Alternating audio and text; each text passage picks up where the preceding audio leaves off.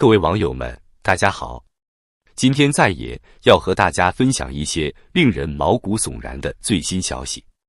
中国经济正在经历一场前所未有的大崩溃，而且这场灾难还远未结束。我们现在看到的恐怕只是冰山一角。中国国家统计局趁着周末发布了8月份的经济数据。令人啼笑皆非的是，官方通稿还在死鸭子嘴硬，吹嘘经济稳中向好。这简直是对掩耳盗铃这个成语的完美诠释。他们还在如此厚颜无耻的自欺欺人，这种表演水平真是令人叹为观止。实际情况到底如何？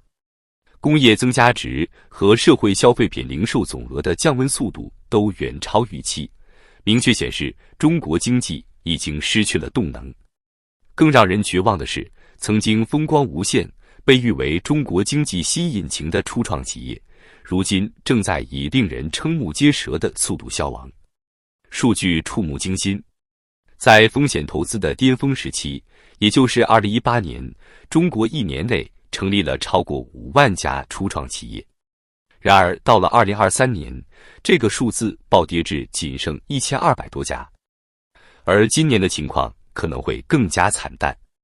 这种断崖式下跌不仅仅反映了经济的持续低迷，更暴露出整个体制的深层次问题。回顾过去几年，中国经济遭受了多重打击，长达3年的疯狂清零政策导致的经济停摆，房地产泡沫的破裂，股市的持续低迷，以及愈演愈烈的中美对抗。这一系列因素叠加在一起，对中国经济造成的伤害可能比我们想象的还要深重。风险投资行业的现状更是令人唏嘘。曾几何时，这个行业聚集了中国最聪明、最有远见的一群人，他们眼光独到，敢于冒险，为中国经济注入了无穷活力。然而如今，这个曾经最乐观、最充满激情的群体，却成了最悲观、最失落的一群人。有业内人士向我透露，许多风投公司现在的主要业务竟然变成了善后。他们不再投资新项目，而是忙于处理已经失败的投资。有的公司甚至改行雇佣律师和检法官，专门处理投资失败后的赔偿纠纷。这是何等的讽刺！本应推动创新的资本，如今却在忙着收拾自己的烂摊子。究其原因，还得从中国高层的一系列政治决策说起。近年来，以反垄断、符合党的价值观为名，对私营企业大打出手，再加上持续不断的反腐风暴，彻底摧毁了企业家的信心和创业热情。2020年11月，阿里巴巴旗下蚂蚁集团的 IPO 突然被叫停，紧接着马云被约谈，这标志着中国创业生态的重大转折点。从那时起，整个创业界就开始走下坡路，再也没能重振雄风。曾经的中国梦，在一夜之间变成了无数创业者的梦魇。一位上海创业者的话，道出了许多人的心声：现在还有什么好理由去创业吗？为什么要冒这个险？我们已经连续5年经历创业失败，还有什么可期待的？这种普遍的悲观情绪正在吞噬整个中国的创新生态系统。据业内人士透露，中国的国有基金已经悄无声息地占据了风投市场80%的份额。一位创新领域专家透露，中国正借反腐之名，全面接管初创行业，这完全违背了风险投资的本质和精神。要知道，创新本就是一场高风险、高回报的游戏。当政府用行政手段大肆插手市场时，创新的土壤就会被彻底破坏。知情人透露，那些曾经叱咤风云的成功企业家，如今不但会被严密监控，就连日常的资金转移、商业交易、公开发言都要受到严格审查。在他们的眼中，这些企业家的财富根本就是国有资产。这种极端的控制欲不仅扼杀了创新，更摧毁了整个社会的活力。当每个人都战战兢兢，生怕说错话、做错事时，还谈何创新？还谈何发展？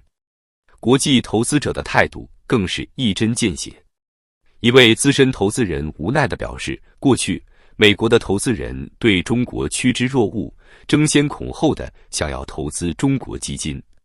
现在呢，我们简直成了过街老鼠，人人喊打，没人愿意碰我们，生怕被传染上中国病。这种态度的180度大转变，充分说明中国在国际资本市场上的信誉已经跌入谷底。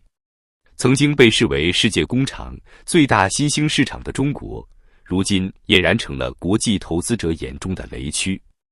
这种悲观情绪不仅体现在外国投资者身上，就连国内的顶级投资机构也开始大幅缩减在华业务。令人震惊的是，即便是曾被视为国家队的红杉资本、高瓴资本这样的巨头，也不得不开始裁员减资。这些曾经叱咤风云的投资巨头们，如今也在为生存而苦苦挣扎。更令人唏嘘的是，即便是当权者眼中的战略新兴产业，如生物科技、人工智能、新能源等领域，现在也难以筹集到足够的资金。据可靠消息，去年这些行业的融资额较巅峰期暴跌了60%以上，这是何等惨烈的局面！那些曾经被寄予厚望、被认为能够引领中国实现弯道超车的行业，如今也陷入了资金枯竭的困境。一位上海的高管透露，人们正在用脚投票。他无奈地表示，因为全部身家都在中国，只能留下来坐以待毙，就像泰坦尼克号上的乐队成员，明知道船要沉没，却只能在甲板上继续演奏。我们现在的处境跟他们没什么两样。然而，就在这种近乎绝望的氛围中，仍有一些专家教授在痴心妄想。美联储最新宣布降息后，他们又开始大肆鼓吹万亿美元即将回流中国的无稽之谈，这简直是天大的笑话。且不说美元利率仍处于历史高位，单说中国目前的投资环境，有哪个头脑清醒的投资人敢大举买入？这些所谓的专家，不是蠢到无可救药，就是别有用心的在忽悠老百姓。退一万步说，就算真的有企业想调回海外资金，他们更可能选择印度、越南、墨西哥等新兴市场。这些国家不仅生产成本更低，而且政策环境更加稳定、可预期。相比之下，中国的政策风险简直高得吓人。谁知道明天会不会又出台一个什么政策，把你的投资打个粉碎？历史数据明确显示，外资流向与美联储政策的关联度其实很低。决定外资去向的，永远是一个国家的内部环境。而中国近年来的所作所为，无疑是在自断经济命脉。今年1至8月，中国实际使用外资同比暴跌31.5%。这哪里是什么稳中向好，分明是在自掘坟墓。